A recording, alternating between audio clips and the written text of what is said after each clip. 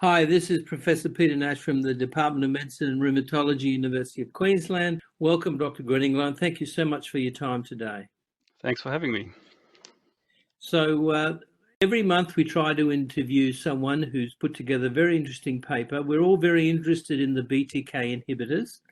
We've had a little bit of experience with them. We've done a clinical trial in lupus that didn't get up in humans. So we're very interested in your particular BTK inhibitor. Can you just tell the audience a little bit about BTK, what you're actually blocking, and then this thing that I'm having trouble with, the reversibility, the covalency, which should it be preferably? Should it be irreversible or reversible? Over to you.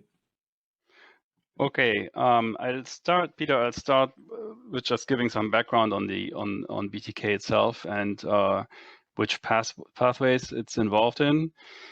So BTK is, as you said, short for Bruton's tyrosine kinase, and it was discovered by an American physician who found patients that lacked B cells and immunoglobulins, and they showed some recurrent infections. And then later it was found that BTK or mutations in BTK were the reasons for this. And so there are various mutations, which could be truncated protein or inability of BTK to locate to the close to the cell membrane. And BTK is a signaling molecule for various surface receptors. So in B cells, it's important for B cell receptor signaling. In myeloid cells, it's important for FC receptor signaling. Within the immune system, you can find it in B cells and myeloid cells. It's not expressed in T cells or NK cells, for example. There are also some data showing that BTK may be downstream of toll-like receptor signaling, but that seems to be a scaffolding function. So that is something that you can observe in genetic knockouts, but not by pharmacological inhibition. So with pharmacological inhibition, you will get the B cell receptor signaling and FC receptor signaling.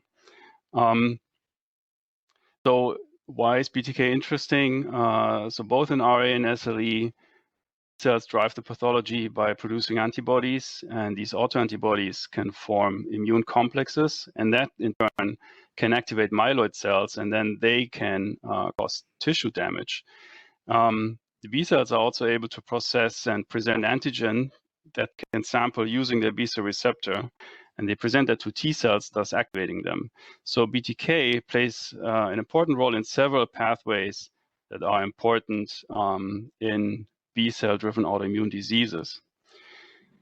So with regards to a little bit of the background of the molecule, evobrutinib itself. You mentioned earlier that so I'm calling in from the EMD Serono Research and Development Institute, and we are a subsidiary of Merck KGaA in Darmstadt, Germany. And the molecule was discovered here. It's a covalent inhibitor of BTK, and that means that it binds to a cysteine that's present in the ATP binding pocket of BTK. And this bond is irreversible. So evobrutinib will stay on BTK as long as the protein is around. So in order to regain function, the B cells and the myeloid cells have to resynthesize new BTK protein. In addition, the cysteine is also present in only about 10 other kinases within the kinome of over 400 kinases. And evobrutinib absolutely requires this covalent binding, otherwise it won't inhibit. And we think that this feature aids greatly in achieving the selectivity over other kinases that evobrutinib offers. And in vitro, what we've shown and what's also shown in this paper is that evobrutinib inhibits activation and function of B cells via the FC receptor. So these cells will not proliferate, they will not produce cytokines, they will not differentiate into plasma cells. In myeloid cells, evobrutinib prevents activation of macrophages via the FC gamma receptor. I mentioned earlier that FC receptors are expressed in pretty much all myeloid cells, so we have also looked at basophils, where evobrutinib inhibits activation via the FC epsilon receptor. Coming back to your question, whether covalent or reversible inhibitors are better, I think that is really difficult to answer because essentially that would require actually comparing them side by side in a clinical trial in humans, which is not happening right now. What I would say is they're different in the way they act. So a covalent inhibitor like evobrutinib or others will essentially, as I said, stay on BTK and inhibit it for the entire time, whereas a reversible inhibitor will bind to BTK, come off again, bind again. So it has different requirements in terms of the exposure. So for a reversible molecule, you need to make sure that you have high exposure all the time so that you can provide appropriate coverage. Whereas for a covalent BTK inhibitor, you can afford having a very short-lived exposure because the molecule will bind to BTK and stay there. These are the two main differences. Okay, so we're used to blocking B cells for long periods of time with rituximab and the CD20 monoclonals. So we're talking about an oral small molecule, hey? So we're talking about something that may replace those CD20 monoclonal antibodies if it works out, because the target's very similar and we know it's got efficacy in lupus, in lymphoma, etc. Yes, so there's some similarities in that BTK inhibitors and also evobrutinib target B cells. The difference is, though, that the B cell targeting therapies, the biologics that are available, they deplete B cells. And a BTK inhibitor, at least as what we know so far and what we show in this paper, and this point out this purely preclinical data. So after chronic treatment up to 2 months in the lupus model, we did not observe any B cell depletion.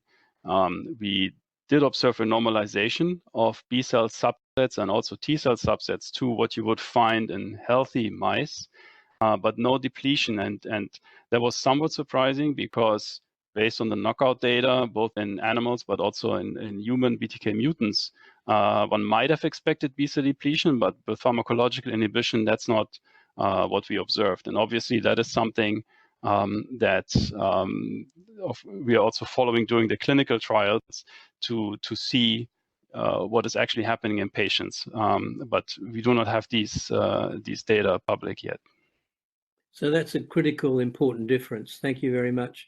The reason why I even asked about covalency and the reversibility, because at EULAR just gone in Madrid, they published 2 different inhibitors, fenebrutinib, which was reversible and non-covalent and seemed to have good efficacy in RA, and poseltinib, which was covalent and irreversible, that didn't work, even though they had a very high placebo rate. So I couldn't get my head around why one would be effective as the reversible non-covalent BTK inhibitor and the other wouldn't, that was covalent and irreversible. So I'm not sure which way to go with the recommendation of which BTK action to go for. Yeah, that is a very good question, and we looked at those these reports as well, and I think it's really hard to answer the question why one molecule works, the reversible in this case, and why the covalent molecule failed without knowing all the details. So, for example, let's start with the covalent molecule, which did not reach its primary endpoint. So we do not know what the exposure was. We do not know what the occupancy of BTK was. So I think for me, it's not possible to sort of conclude that the reversible molecule or the general reversible approach is in some ways better than the covalent one, because we simply don't have the details on why that particular molecule did not work. Okay, so let's come back to your particular study. Can you tell us a little bit about the objectives of what you did and a little bit about the models for the clinician who doesn't understand a lot about these things? Yeah, gladly. So just the objectives of the study were essentially that we wanted to characterize the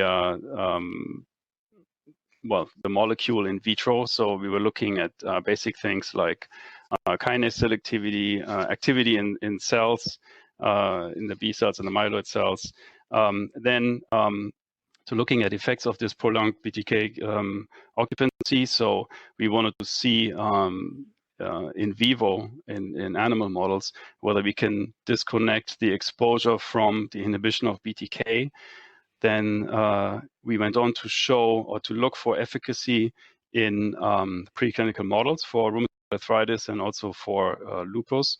And then the last and very important piece is that we wanted to model a relation between BTK inhibition as measured by occupancy and the degree of disease inhibition that we could observe.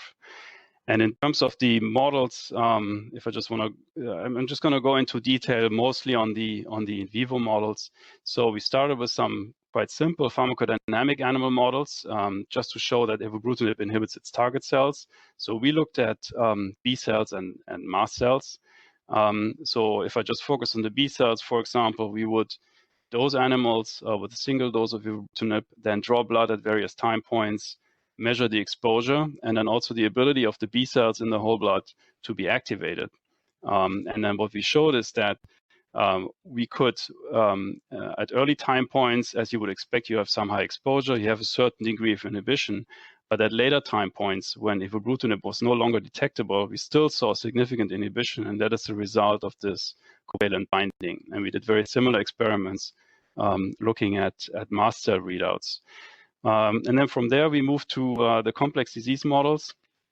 And we very much like here the NZBWF1 model to model some aspects of SLE. So these animals will spontaneously develop proteinuria as they age. Unfortunately, that typically takes about a year. So what we did is we infected the animals with a replication-deficient adenovirus, and this virus expresses interferon alpha, which, as you know, is a key driver in SLE. And so the interferon alpha production is very short-lived. So 2 weeks after the infection, there's no interferon detectable, but it's just sufficient to jumpstart the disease. And so essentially that allows us to run the study in 2 months rather than having to wait an entire year. So we looked in this model, we did obviously thorough analysis of proteinuria, but we also looked at immune cell subsets. So we found that evobrutinib was completely blocking proteinuria development in this mouse, but we also found general normalization of T cell activation, of B cell subsets, reduced plasma cell numbers, also levels that normally find in a healthy animal. Essentially, this model told us that there was a correlation between certain immune cell subsets and disease activity. And as I mentioned earlier, we did not find any evidence for B cell depletion. Were you able to show any changes in some of the antibody levels, ANA, double-stranded DNA, those kinds of things? So we looked, yeah, that's a very good question. We looked at anti-double-stranded DNA, and what we saw is that, so typically over the course of this experiment, which takes about 2 months, these levels continuously rise. And that was this increase in anti-dsDNA levels was reduced in the presence of evobrutinib, but the levels did not disappear, or they did not go below the baseline levels. We have another piece of data from the arthritis model, which is collagen-induced arthritis, so it involves 2 immunizations, and the treatment started just the day before the second immunization, and there we looked at anti-collagen antibodies, and those levels were not changed at all. Yet in both models, we find complete inhibition of disease readouts like proteinuria or pore scoring or histology. So that tells us that it's really the effect on myeloid cells that's also important for the action of evobrutinib and other BTK inhibitors. And in any rheumatoid studies to show reduction in rheumatoid factor, ACPA, those kinds of pathogen antibodies?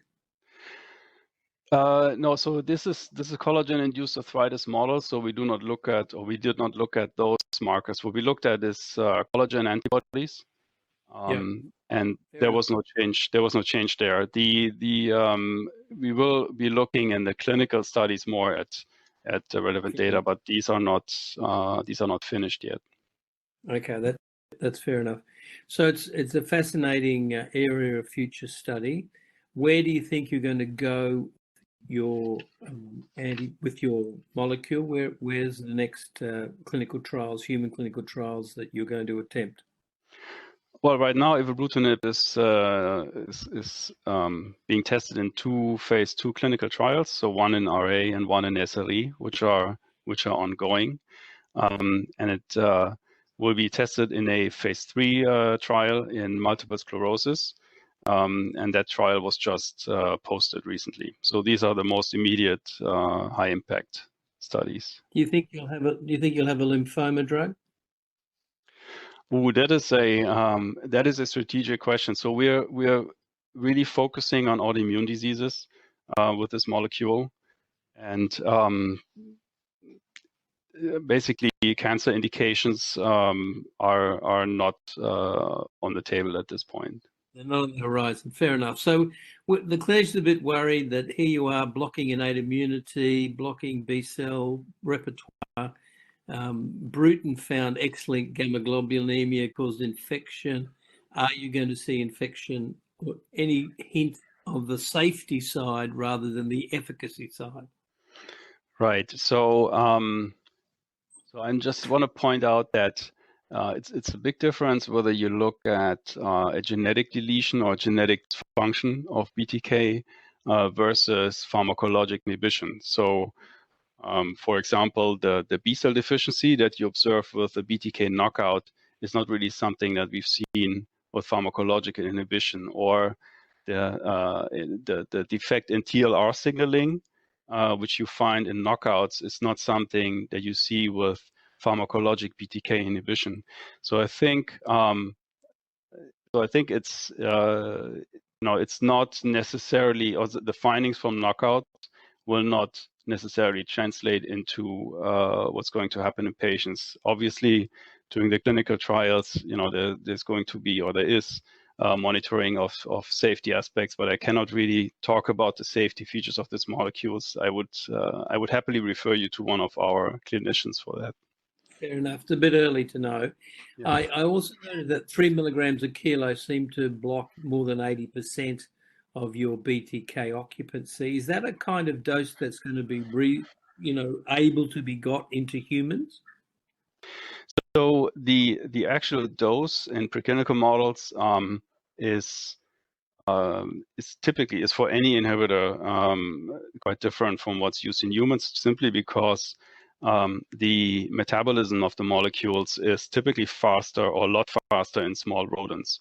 So what we're looking for is the exposure and the degree of BTK occupancy. So what we've seen in preclinical models is that as long as if we had an average BTK occupancy of about 80%, which was in the mouse achieved with a dose between 1 and 3 milligram per kilogram, that translated in the preclinical model into full disease inhibition. So what we're doing in humans is, obviously we're looking at the BTK occupancy, and that is really the pharmacodynamic driver to be able to assess whether or not BTK is really a good target in RA and SLE patients, because we will be able to look at the degree of target inhibition and then look at the clinical outcomes. And then once the data are in, we will know more. The future for the clinician, what's the takeaway message from your study? So from our study, which was purely preclinical, I think that the takeaway message is that clinicians should look out, I think, for BTK inhibitors, because they have a dual mechanism of action. They can inhibit the B cells without depleting them, and they can inhibit the myeloid cells, which is something that's different from approaches like targeting B cells by depleting them.